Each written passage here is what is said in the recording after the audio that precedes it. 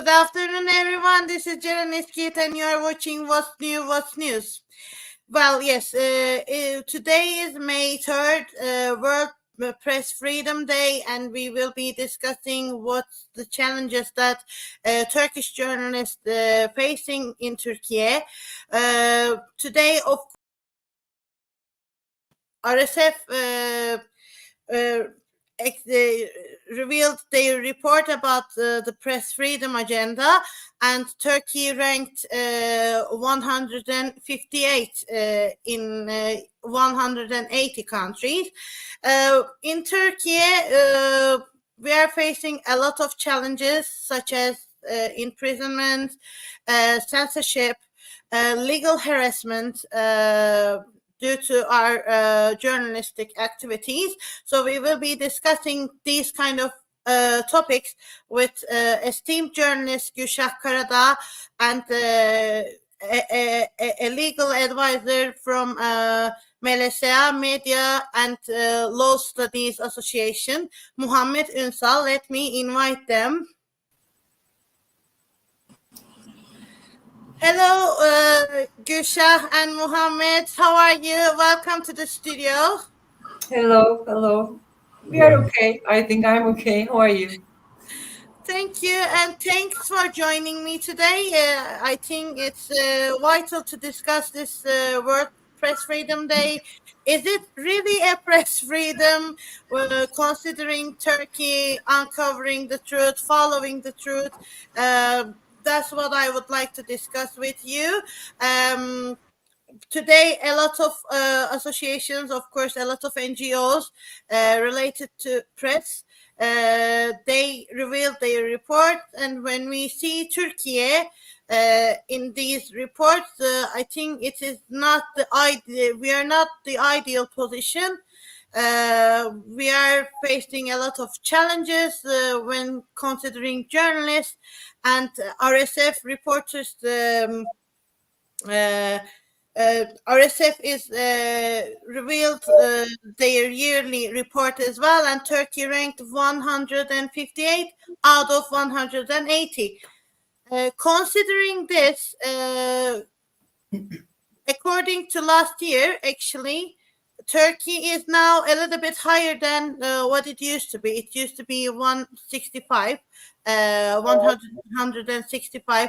How do you foresee this? How we can read this kind of maybe improvement? Gülşah, let me ask you first that. Yeah, RSF, the Paris-based journalism organization, Journalists Without Borders, they announce this index every year on this specific day. And last year it was Turkey's rank was 165 out of 108 countries, and this year we see that the ranking increased for 7 figures to 158. And when RSF does this index, they make a survey. They ask to the journalists, they ask to media experts about the situation in their country, and they have some indicators like a political indicator, an economic indicator, a legislative indicator, social and security indicators. Mm-hmm. So when we look at these indicators in the RSF's survey or the index, we see that the position of Turkey has not changed much in this under indicators. For example, in the political indicator, last year Turkey's position was, or the Turkey's indicator figure was 160. This year it's 165. In terms of social indicator, for example, its indicator decreased from 167 to 150.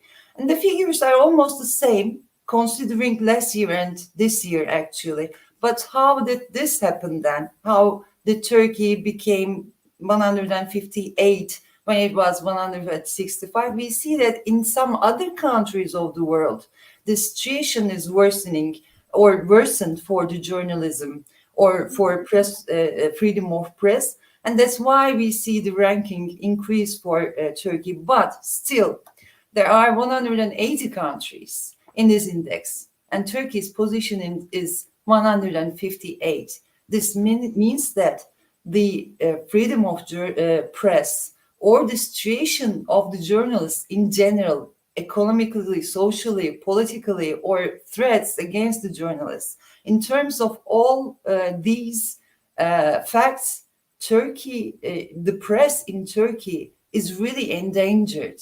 158 is not a good position, of course, and it's evaluated. Turkey is evaluated as a country where press is in trouble, let's say. Mhm. So as a general view, I can say this, but maybe we can also look, at the indicators itself. What's happening in Turkey? What's the situation economically in Turkey? But later. Later, yeah, later. I would like to ask Muhammed Ünsal as well. You have been, MLSA has been working a lot of different reports about these kind of journalists facing a lot of threats. We have now a disinformation bill, new bill, coming from October 2023, and even though we have been protesting it fully against this bill, everything, now almost more than 40 journalists facing some sort of legal harassment according to the new bill. I know you had a report on that. Can you give us some details about that, please? Hello, Jaran. Thanks you having us, by the way. Yes, the disinformation law, which is called censorship law in public um, space. We do have some numbers regarding that. Yes, as you called, this law passed on October 2022, and it starts to be applied to the journalists. And as an MLSA, we do have one trial monitoring report, which is published at the end of the 2023. We observed from September 22 to September 2023. According to our data, 26 journalists were persecuted from this disinformation law.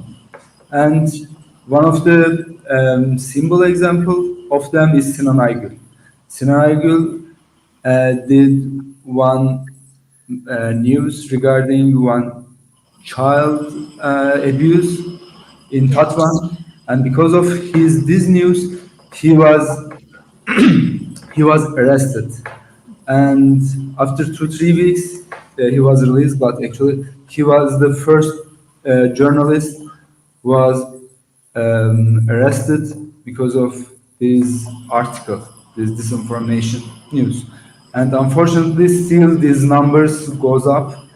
And actually, there was one bad news in legal field, because um, this article was sent to Constitutional Court to be announced, but unfortunately, the Constitutional Court didn't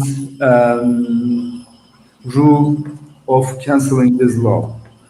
But on the other hand, the Venice Commission, 2 years ago, I guess, I'm not sure when did they publish their opinion. According to Venice Commission, they say that this law doesn't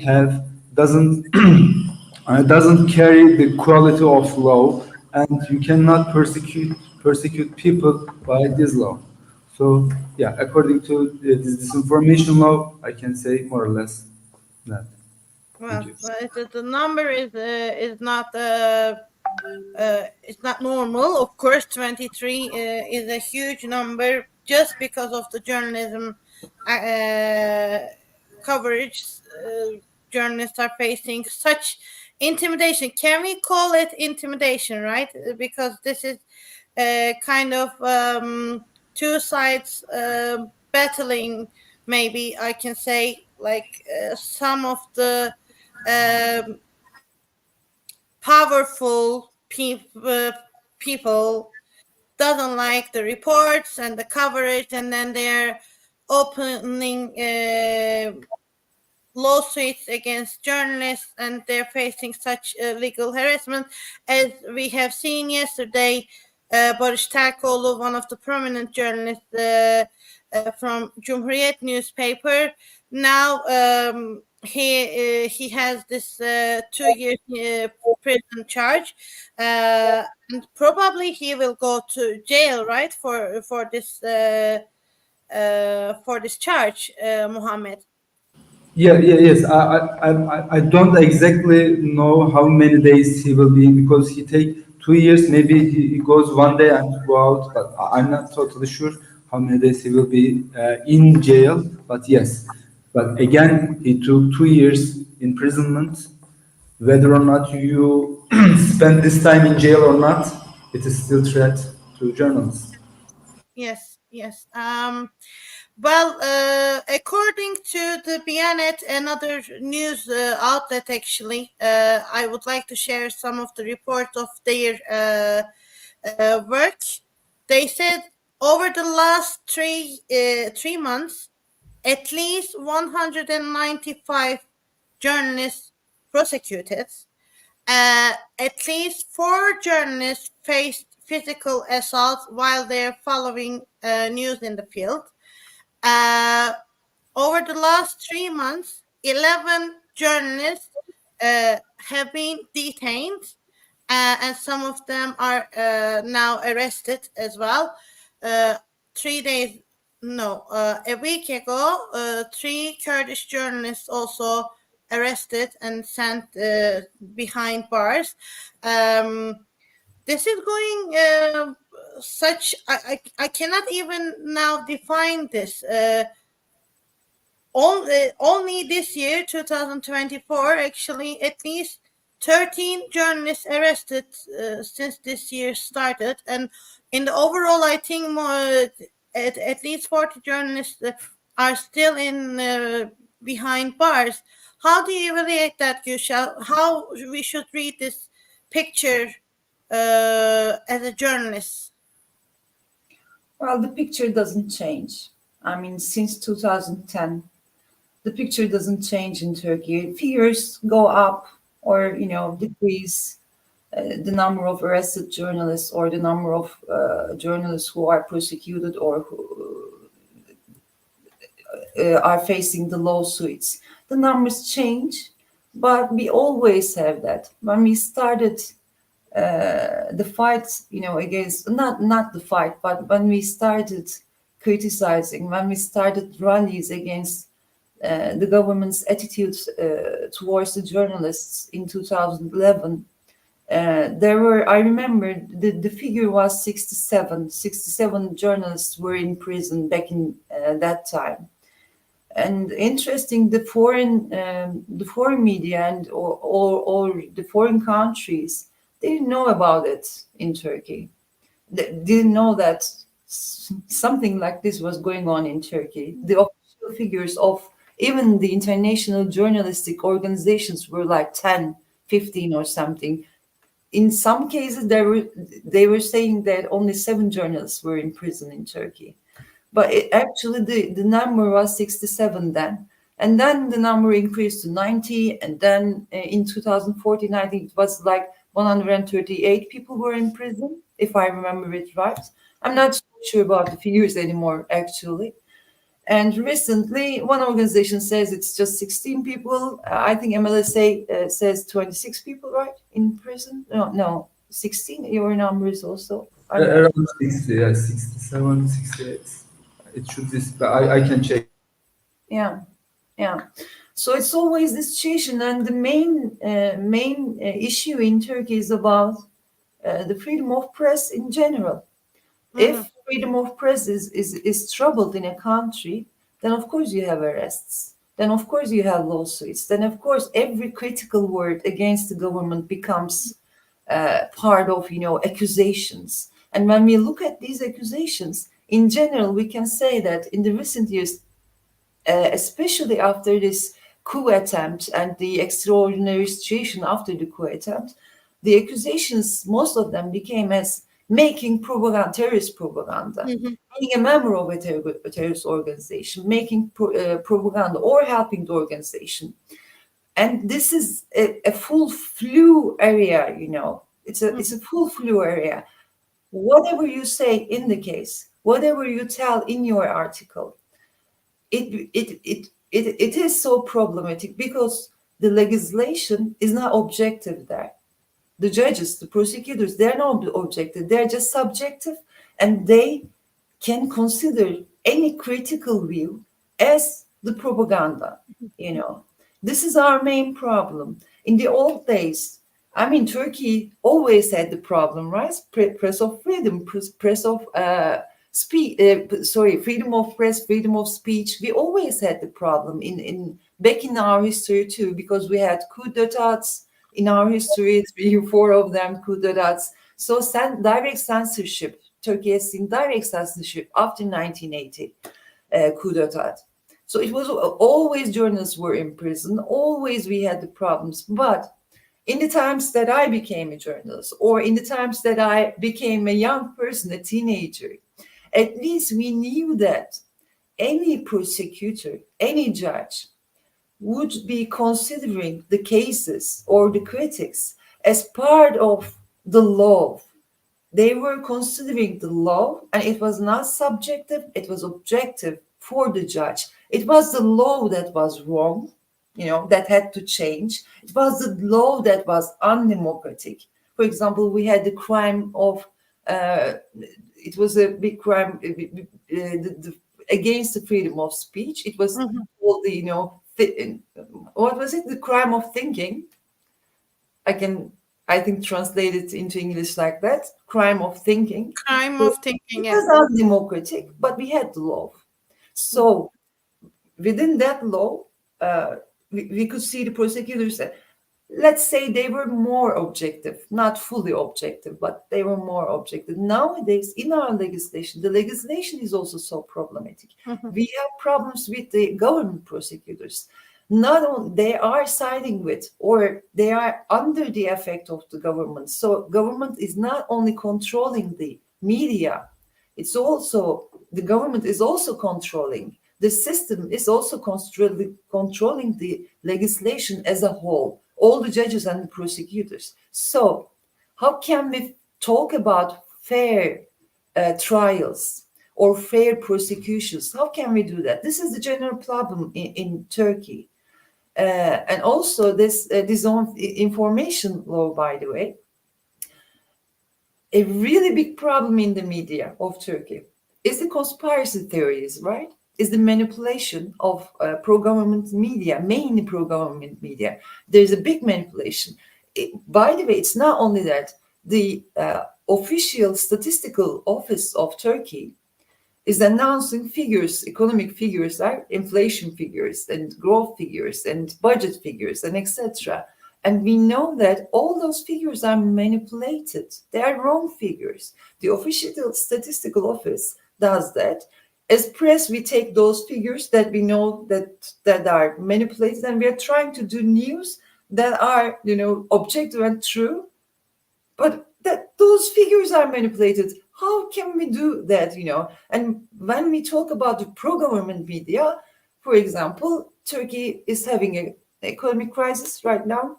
It has been years, by the way, but now the poverty level has increased rapidly. The inflation, I mean, official numbers even were 100% almost 2 years ago. And the real inflation that we feel it was around 150, maybe 200%. We don't know the figures actually. And because of the pro-government media, what did people believe? Think about that manipulation. The people believe that the enemies of Turkish state, the foreign countries, are the reason for that. People believe that the critical news that journalists do, foreign journalists do, or Turkish journalists do, they are just telling lies with those critical news, and they are part of the enemy. They are spies. They are agents. People believe this because of all that media, disinformation that is going on, that continues in that pro-government media. And it's like a parallel universe. I always say that I feel like when I go to the field and start talking to the people, to pro-government people, I realize that they are in a parallel universe, or I am in a parallel universe. I'm in a parallel Turkey, or they are, I don't know. So this information is really important, right? And it's so important, and we have to solve this problem.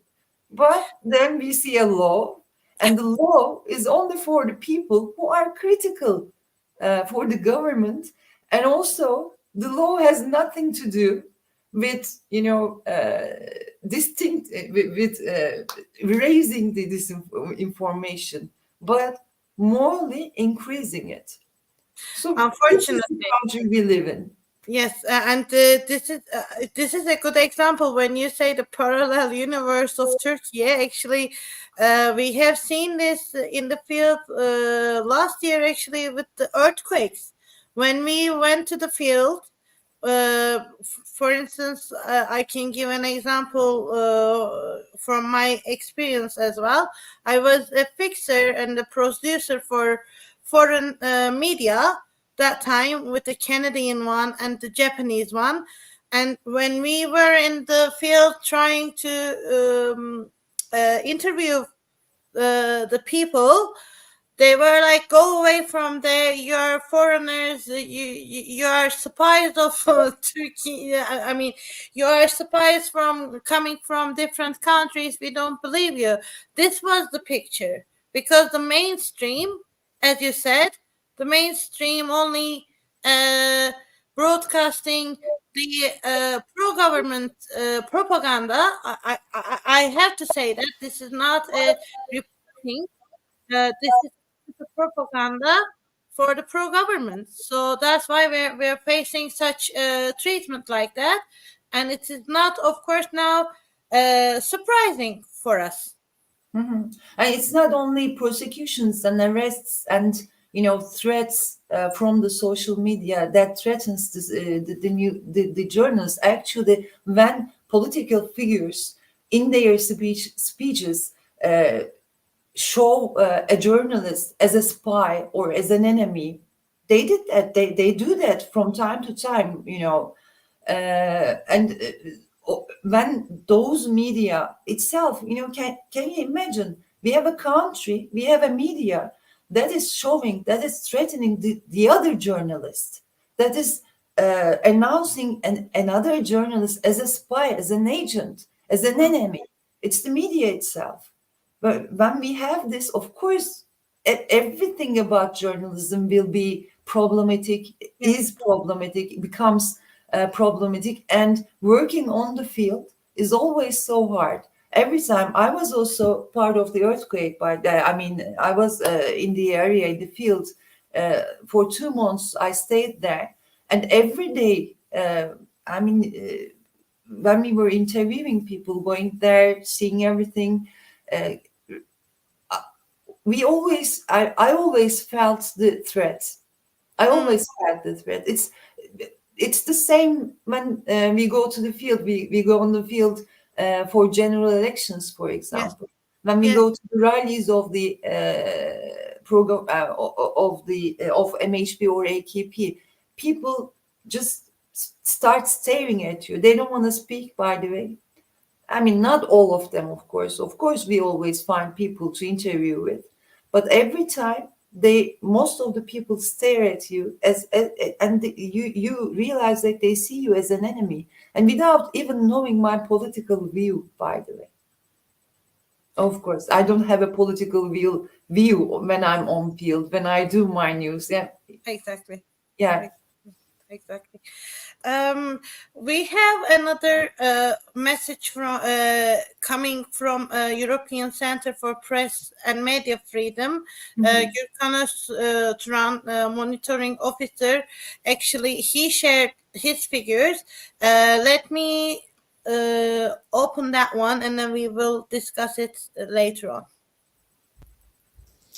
The monitoring report published by the Media Freedom Rapid Response once again showed us that Turkey has topped the list among all the other countries, including EU member states and candidate countries.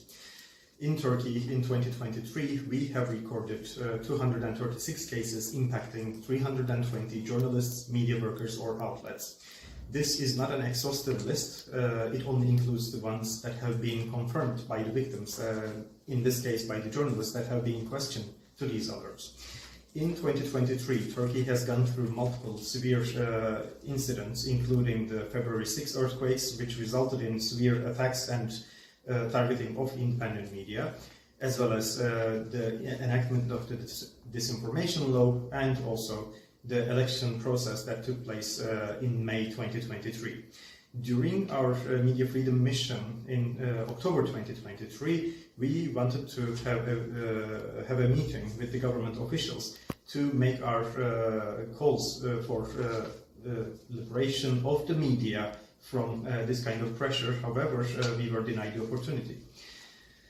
Once again now, as part of our calls for May the 3rd, World Press Freedom Day, we once again would like to underline the need for independent media for any democratic society. Please do make the necessary changes in terms of legislative procedures to free the media from the pressure that it is under.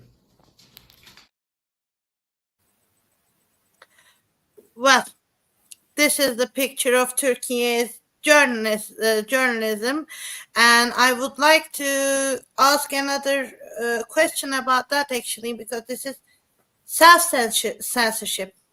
Now journalists are very intimidated, and that's why, as Gürkan mentioned, yes, we need an independent media, we need independency for the press, but every single day we also when we share our thoughts, criticisms on social media, or with our columns, or with our even with our live broadcast, we have to make some sort of censorship to protect ourselves.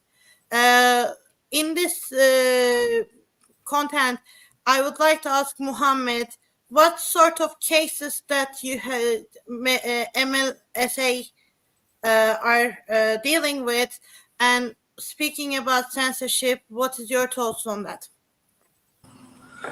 Yeah, actually, if you want to talk about the censorship, we need to talk about the freedom of expression generally in a specific country. I think in Turkey we do have three major problems regarding the people of using their freedom of expression and for press, their press freedom. The first one is rule of law. Rule of law actually describes the priority of law, regardless of it is applied to whom, which means all citizens and institutions within a country are accountable to the same laws, including lawmakers and leaders. But what we are seeing in Turkey, we don't see the law and the constitution is not applied to everyone. We do have as well three simple examples for it. For example, the Article 90 of the Constitution puts international conventions higher position than codes in the hierarchy of norms, which means if code contradicts with international convention, especially which is about human rights, the international convention is valid. Why I am saying that? We do have three important cases that the Constitution, I mean the Article 90 of the Constitution, is not applied by its country. Selahattin Demirtaş, Osman Kavala, and Can Atalay. For both Selahattin Demirtaş and Osman Kavala, the European Court of Human Rights, which is the mechanism of European Convention of Human Rights, which Turkey applied as well. Turkey signed this convention, which means it needs to be obey the rule of ECHR regarding the Article 90 of the Constitution. But unfortunately, in Selahattin Demirtaş and Osman Kavala cases, we don't see that. The third example, Can Atalay, who is defendant in the same trial with Osman Kavala at Gezi Park trial, which is the trial of Gezi Park protest in 2013. Millions of people gathered to prevent Gezi Park to be replaced with shopping mall and turned this protest across the country and became the main voice of dissident of Turkey, which is kind of equivalence of Occupy Wall Street in US. And Can Atalay, he was arrested 2 years ago, and now he is elected MP. He was elected MP on May 2023 election. Even the Constitutional Court's twice judgment regarding him, he did not release from jail. And the worst is the third criminal chamber of the Court of Cassation threatened Constitutional Court members for these rulings. This gives an attitude of how Turkey is looking the rule of law, which is totally one of the most important factors why we are seeing this kind of intimidation to journalists.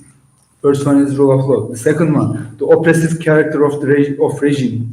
Enjoying the right of freedom of expression and assembly and demonstration rights is a matter all the time in Turkey.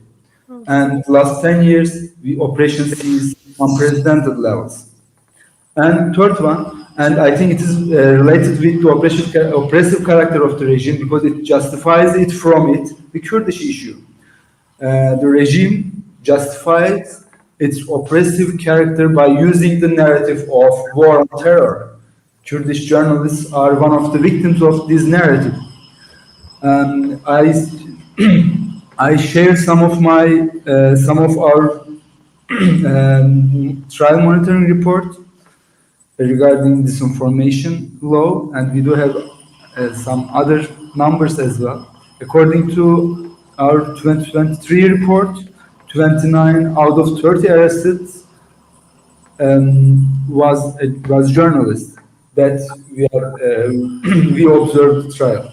In 226 cases, I guess, I think the numbers should be around that.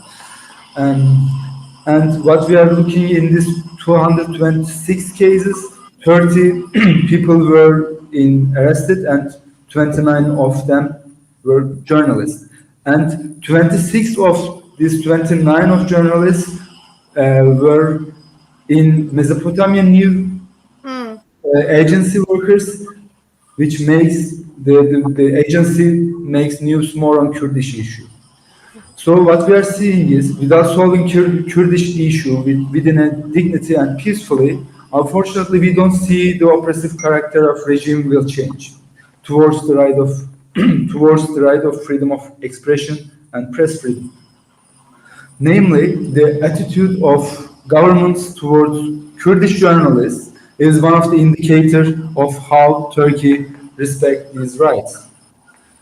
But unfortunately, this narrative more or less worked in Turkey until recently. We did see in the era between 7th of June and 1st November 2015, when AKP regime lost the election and find a worse solution to gain an election. On that time, the west side of Turkey ignored what happened to Kurdish people and Kurdish journalists. Unfortunately, this pattern can be seen even if it is more slightly today. Last week, now I am coming to your question. Last week, an operation occurred towards Kurdish journalists. And the main basis of the investigation was based on journalistic activities. In the interrogation, we do see the journalists were prosecuted because of their profession. The questions and main charges are why you are doing this news? Why did you make this protest new? Why did you do an interview with this person? And so on. And what we are seeing is totally the journalists are in charge, actually, being a journalist in charge. And this, in that case, last week that happened, and 3 out of 9 journalists was arrested. Now they are in Silivri prison. Yesterday, one of our colleagues visited these persons. Yeah. So that's me. this is the new picture of Turkey and journalism, I think, and it is getting worse and worse. I don't know how many times we have to warn, urge all the public, nationally, internationally. We have been dealing with such cases nationally and internationally as well. European Court is the other part of this situation as well. But I don't know. Speaking about the censorship, I would like to ask the same question to Gülşah as well, because I think as a journalist, she has some observations for that, how we force ourselves to do the self-censorship. Self-censorship is this rising topic, right? Yes. Censorship was the topic, has always been the topic. This online media and online censorship made it easier for the government to make the direct censor. Self-censorship, maybe we first have to say this. Right now in 2024, I mean, almost starting from 2017, actually, 90% of the media is under the control of government, in Turkey. So for 90% of them, what does this mean? We don't mean the public broadcaster, TRT. We don't mean that. We just mean the private and public media sector as a whole. And 90% of the media, the owners of the media, of the TV channels, of the newspapers, of the websites, are pro-government, or they are directly ordered by the government to buy the newspapers and TV channels. We know this.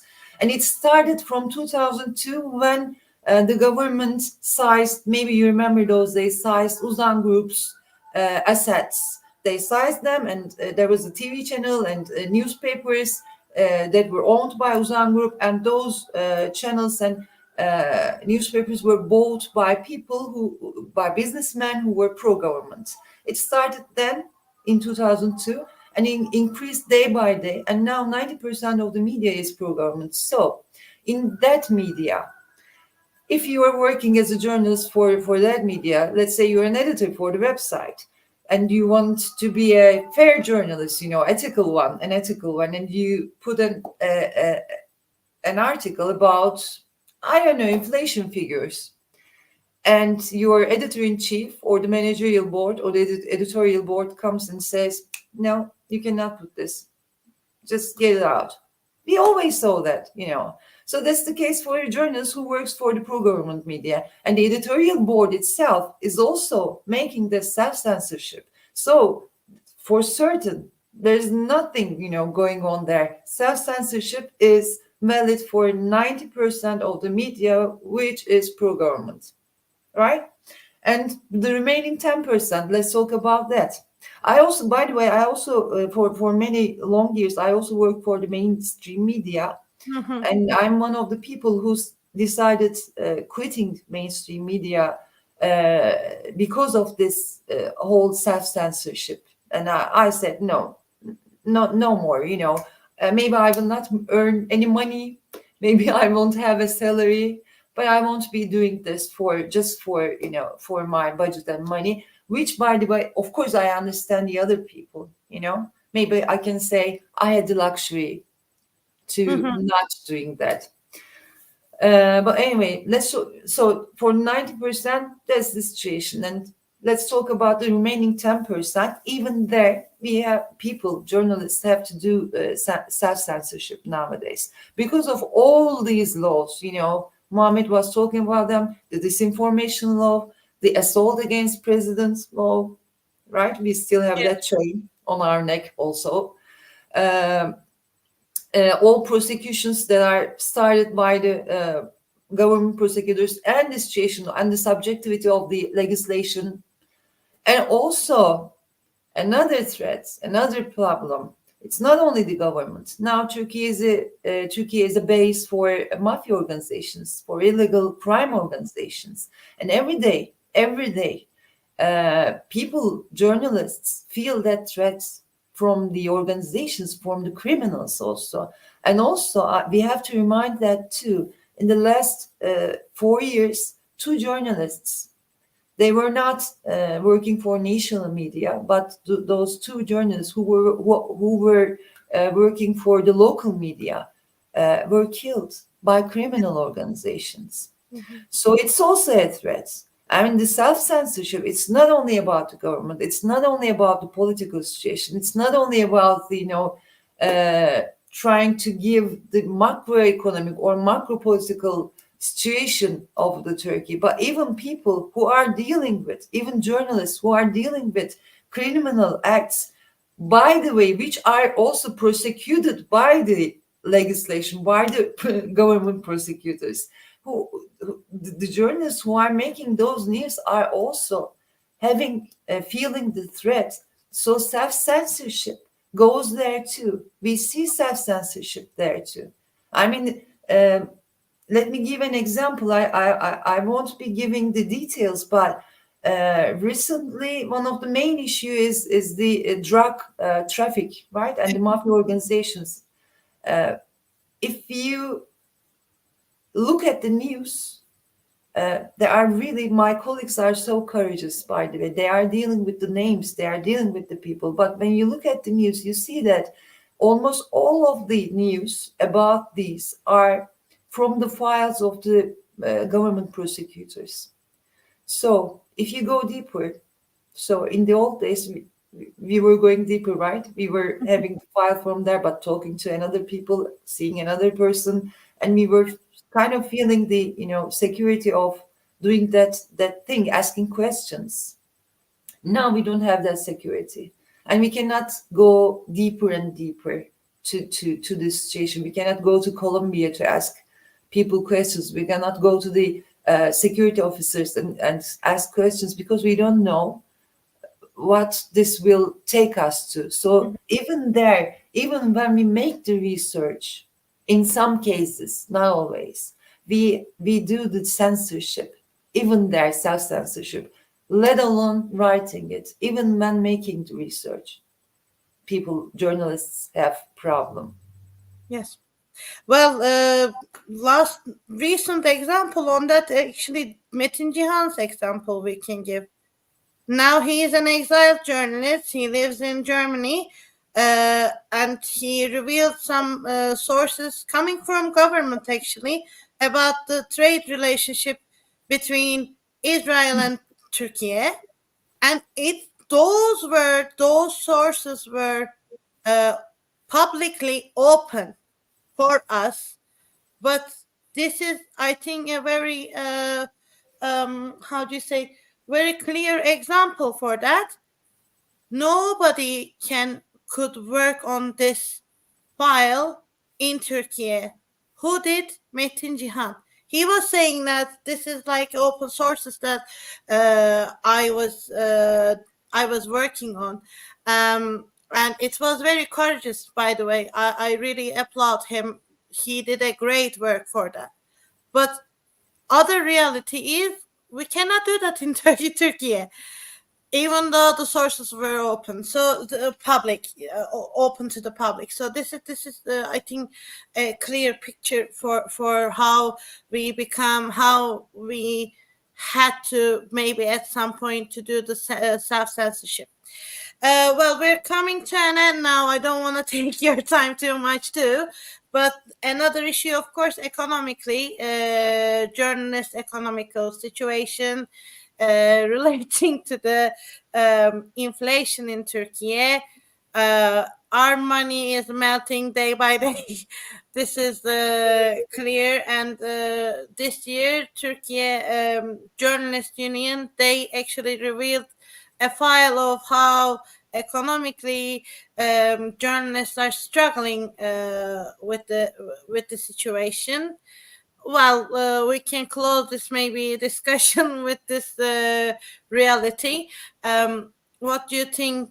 First, I would like to give Muhammed a word, and then Gülşah, and then we can maybe close this discussion. By the way, our chat box is open. If you have any questions, please do not hesitate to drop your messages.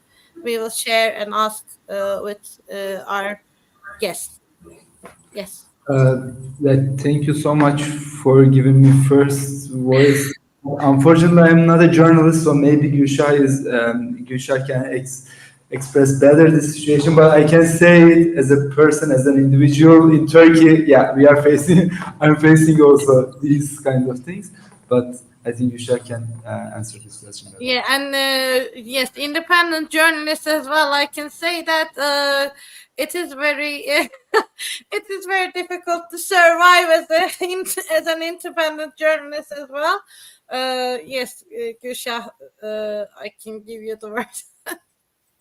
Ceyhan, where should I start from?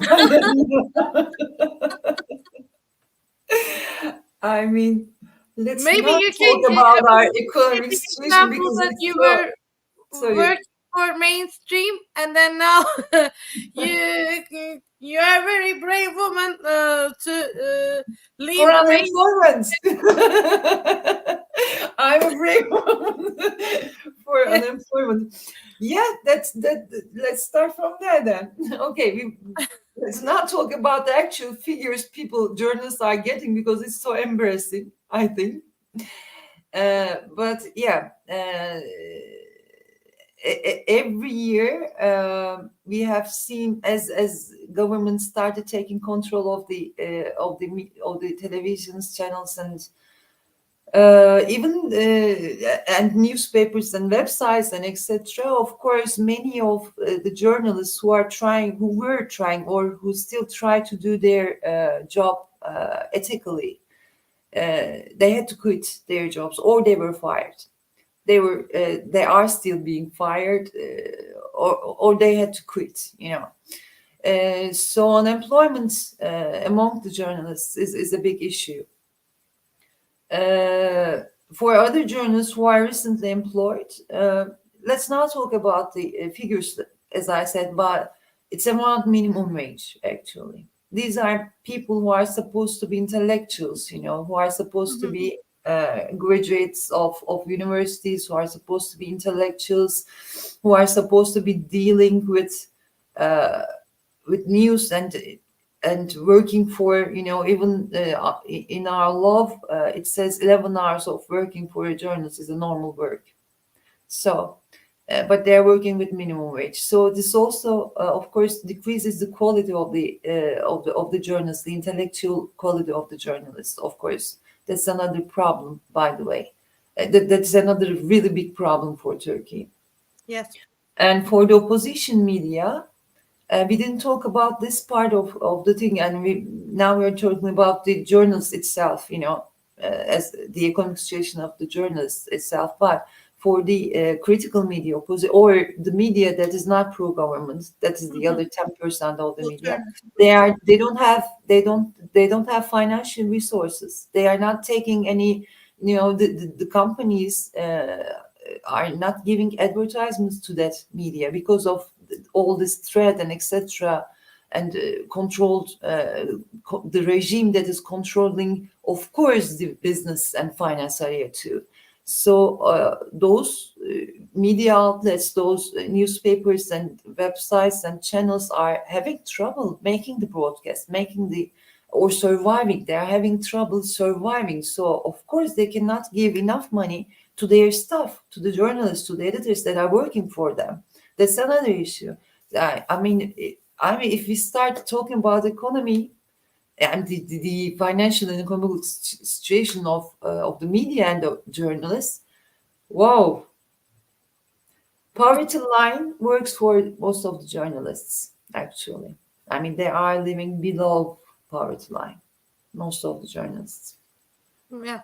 Well, we don't have any kind of basic rights, actually, even working in a mainstream or alternative media, even struggling to sign the agreements, union agreements, and such things, because we are afraid of losing our jobs.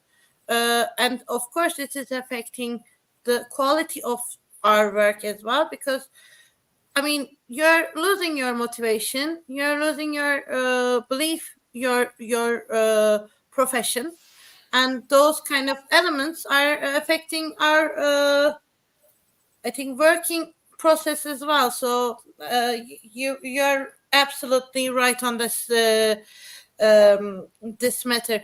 Okay, 50 minutes almost now. I would like to ask your last words. Is there anything that you would like to add?